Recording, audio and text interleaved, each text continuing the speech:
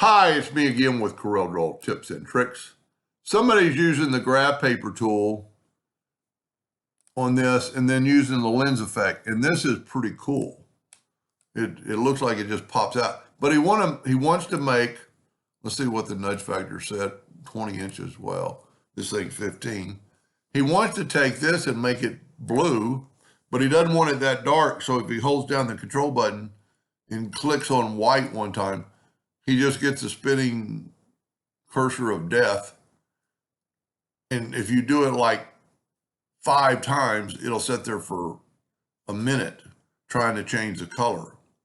I don't know why that is, so let's back up here in where we have no blue and see it's even doing it there.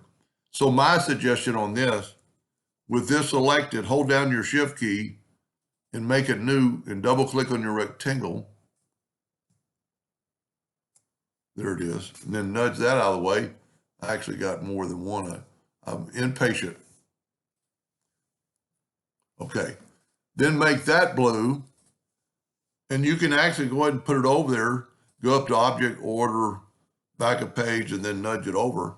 And now you've still got it selected. You can hold down the Shift key and 1, 2, 3, 4, 5 clicks.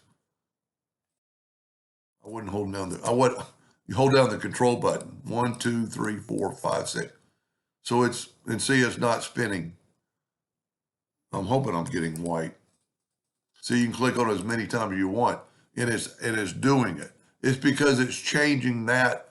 And I don't know if it has to do with there's 400 objects, and that's what's taking Corel so long. So his computer and my computer are probably on the same pay grade.